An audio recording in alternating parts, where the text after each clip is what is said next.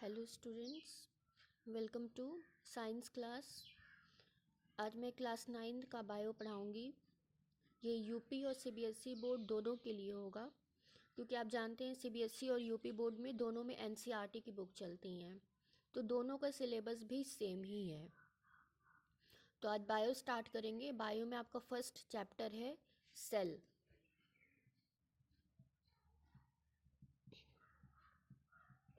First chapter आपका है cell. तो सेल के बारे में आपने क्लास 8 में भी पढ़ा होगा, लेकिन मैं स्टार्टिंग से शुरू कर रही हूँ।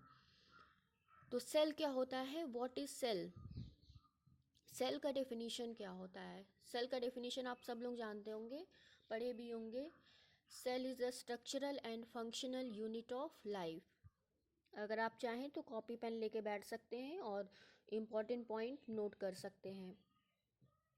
सेल का डेफिनेशन क्या हो जाएगा? Cell is the structural and functional unit of life.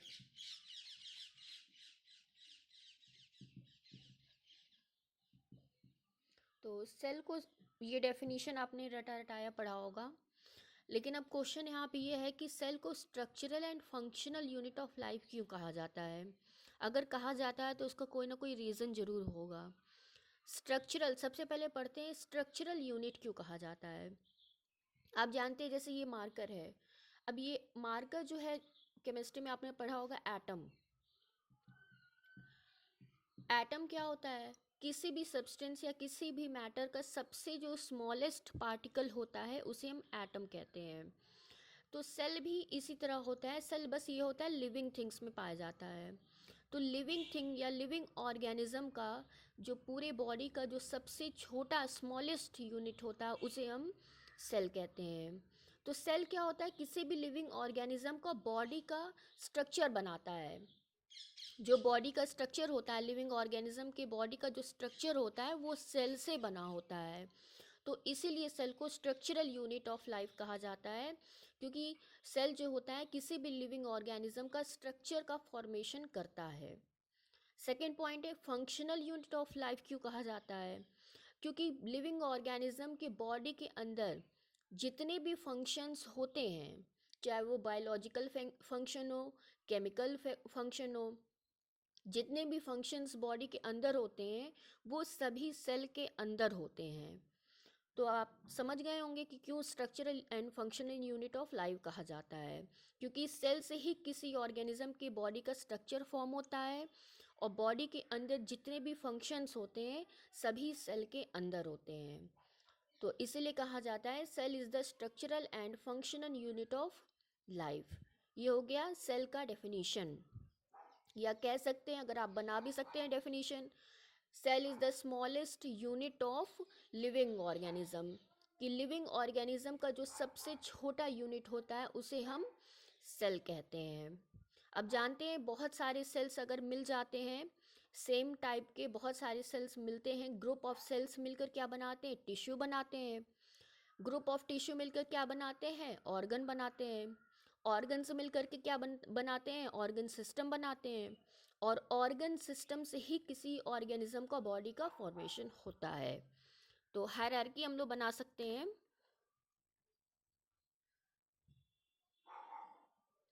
लिख सकते हैं यहाँ पे,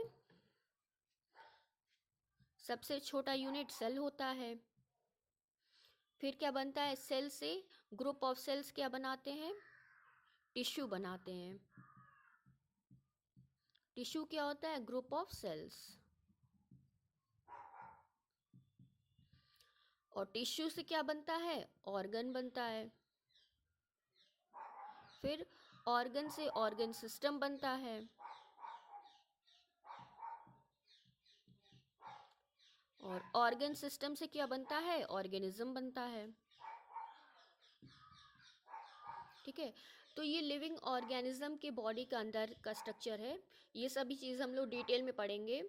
अभी तो हमको सेल के बारे में जानना है। सेल के बारे में भी बहुत सारी चीज़ें भी हम लोग को पढ़नी है। इसके बाद हम लोग टिश्यू पढ़ेंगे, ऑर्गन पढ़ेंगे, ऑर्गन सिस्टम पढ़ेंगे, सभी चीज़ें पढ़ेंगे। लेकिन first of all we will study about cell. Cell के बारे में पढ़ेंगे, सेल का स्ट्रक्चर कैसा होता है, फंक्शन कैसे होते हैं इसमें, सेल की डिस्कवरी किसने की, तो ये सभी चीज़ें पहले हम लोग पढ़ लेंगे।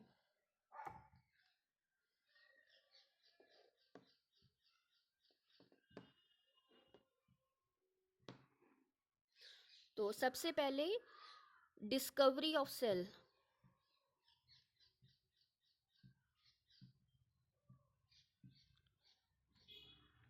डिस्कवरी ऑफ सेल किसने की, सेल की डिस्कवरी किसने की है, जानते होंगे आप, रॉबर्ट हुक ने की थी।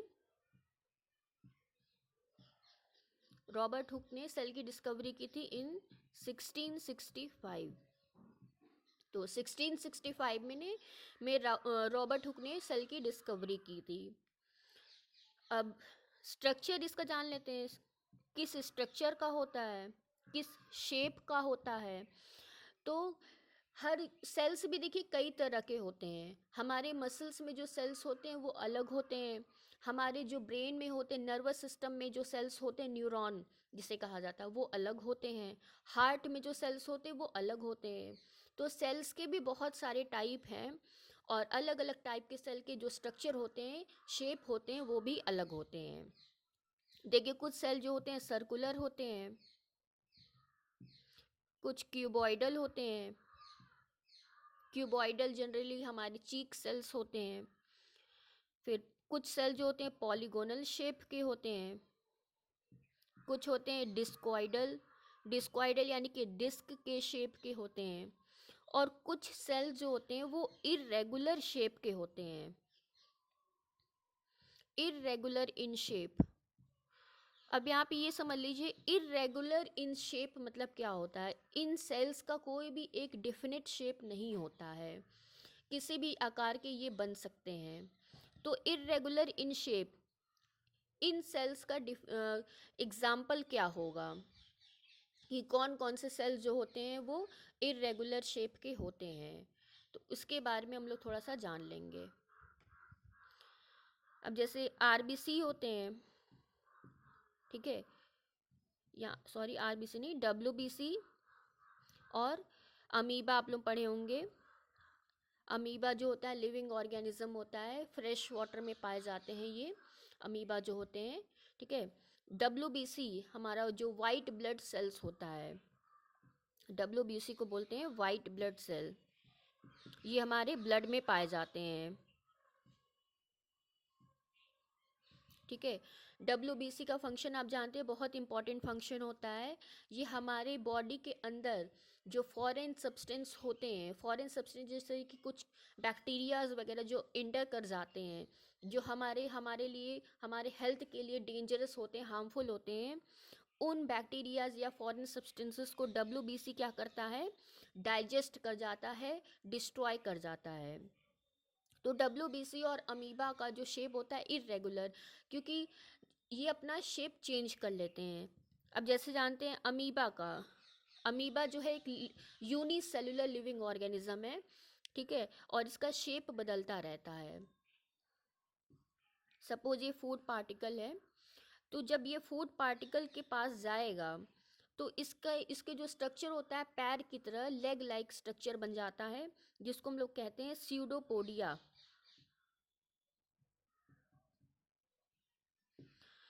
अमीबा क्या करता है, उस फूड को चार तरफ से घेर लेता है, और उस समय जो उसका स्ट्रक्चर बनता है उस स्ट्रक्चर को कहते हैं स्यूडोपोडिया।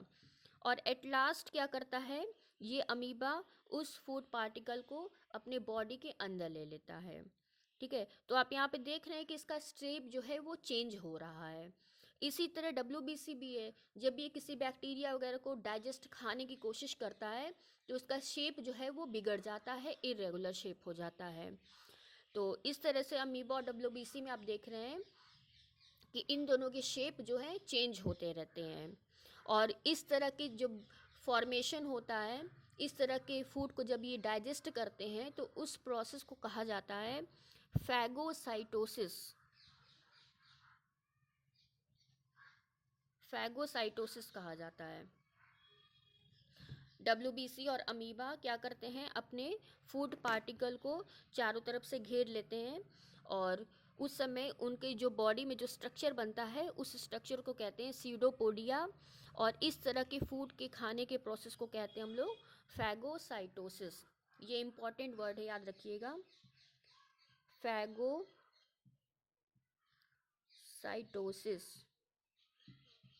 ठीक है, तो आप देख रहे हैं कि कई शेप हम लोग पढ़ चुके हैं। सेल के कितने शेप होते हैं, सर्कुलर हो सकते हैं, क्यूबॉइडल हो सकते हैं, डिस्क्वाइडल हो सकते हैं, इर्रेगुलर शेप के हो सकते हैं। तो सेल के अलग अलग सेल के अलग अलग शेप होते हैं।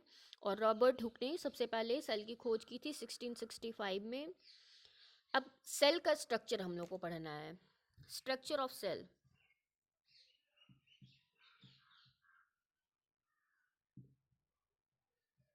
स्ट्रक्चर ऑफ सेल यानी कि सेल के अंदर क्या पाए जाते हैं, कौन कौन से चीज़ पाई जाती हैं। तो सेल के बाहर का जो सबसे लेयर आप देख रहे हैं, सपोज ये सेल है, जो ये मेम्ब्रेन आप देख रहे हैं, इस मेम्ब्रेन को कहा जाता है सेल मेम्ब्रेन, और इसी का दूसरा नाम है प्लाज्मा मेम्ब्रेन। सेल के सबसे बाहर की जो लेयर है इसको सेल मेम्ब्रेन और प्लाज्मा मेम्ब्रेन कहा जाता है। अब देखिए, सेल भी दो तरह के होते हैं, एक होता है प्लांट सेल और दूसरा होता है एनिमल सेल। तो प्लांट सेल में तो जो सबसे बाहर की जो मेम्ब्रेन पाई जाएगी उसको कहा जाएगा सेल मेम्ब्रेन या प्लाज्मा मेम्ब्रेन। लेकिन प्लांट सेल में जो सबसे बाहर की जो लेयर होती है उस लेयर को हम लोग सेल वॉल कहते हैं। ठीक है, इसको याद रखिएगा, इंपॉर्टेंट पॉइंट है कि प्लांट सेल में जो सबसे बाहर की मेम्ब्रेन होती है उसको सेल वॉल कहा जाता है, और एनिमल सेल में सेल वॉल नहीं पाया जाता है, डायरेक्ट सेल मेम्ब्रेन पाया जाता है। तो सबसे पहले हम लोग ऐसे नॉर्मल स्ट्रक्चर डिस्कस करते हैं, अभी आगे हम लोग प्लांट सेल और एनिमल सेल के बारे में डिटेल में पढ़ेंगे। अभी बेसिकली हम लोग स्ट्रक्चर के बारे में पढ़ते हैं। तो सेल मेम्ब्रेन के अंदर क्या होता है, एक फ्लूइड भरा होता है, लिक्विड भरा होता है। ये लिक्विड जो होता है जेली टाइप का होता है, मतलब इसको कह सकते हैं सेमी सॉलिड लिक्विड होता है।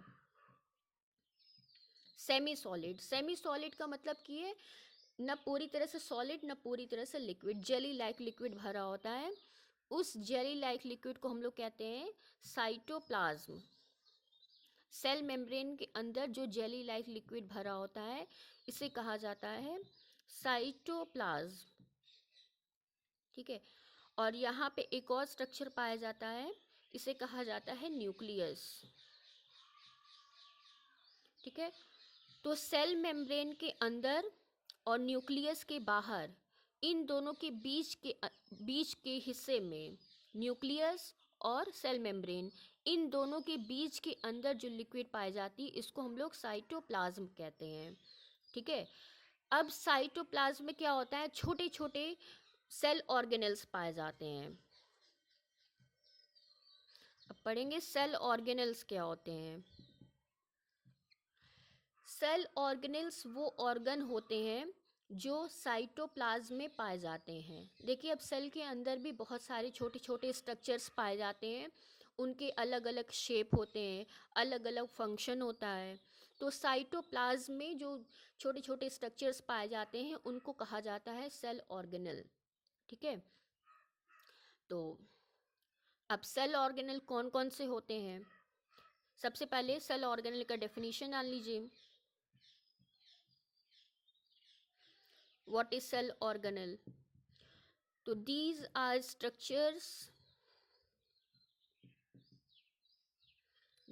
structures found in the cytoplasm। Cytoplasm के अंदर जो स्ट्रक्चर्स पाए जाते हैं उनको हम लोग सेल ऑर्गेनेल कहते हैं। ये इंपॉर्टेंट बात है, इसको याद रखिएगा कि सेल ऑर्गेनेल न्यूक्लियस में नहीं पाए जाते हैं, ये केवल साइटोप्लाज्म में ही पाए जाते हैं। ठीक है, तो अब सेल ऑर्गेनेल कौन कौन से होते हैं।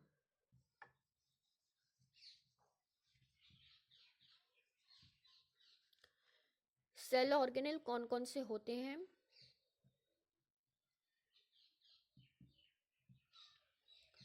नंबर 1 माइटोकॉन्ड्रिया,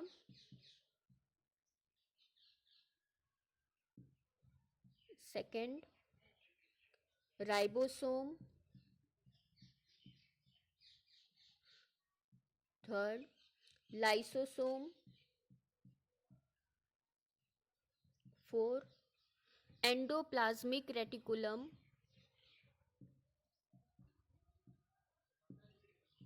एंडोप्लाज्मिक रेटिकुलम, इसको शॉर्ट में ER भी लिखते हैं। और एंडोप्लाज्मिक रेटिकुलम 2 टाइप्स के होते हैं, एक होता है स्मूथ, ठीक है, तो स्मूथ वाले को हम लोग शॉर्ट में लिखते हैं SER, इसका मतलब होता है स्मूथ एंडोप्लाज्मिक रेटिकुलम। और दूसरा होता है रफ, इसको शॉर्ट में लिखते हैं RER, यानी कि रफ एंडोप्लाज्मिक रेटिकुलम। अगला कौन सा सेल ऑर्गेनेल है? प्लास्टिड। फिर उसके बाद है गोल्गी अपैरेटस,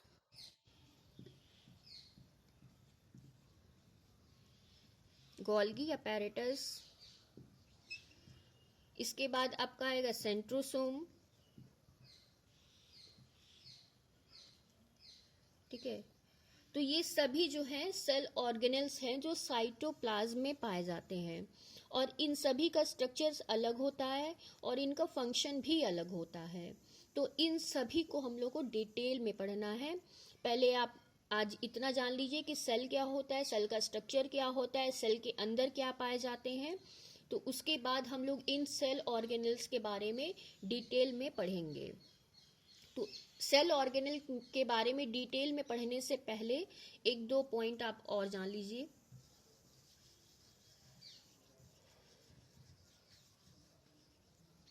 कि टाइप्स ऑफ सेल, सेल के कितने टाइप्स होते हैं। बेसिकली जो होते हैं सेल के 2 टाइप्स होते हैं, prokaryotic and eukaryotic. Cell 2 types के होते हैं, prokaryotic and eukaryotic cell. Pro मतलब होता है बिफोर, बिफोर कह सकते हैं, इसका मतलब कि बहुत पुराना।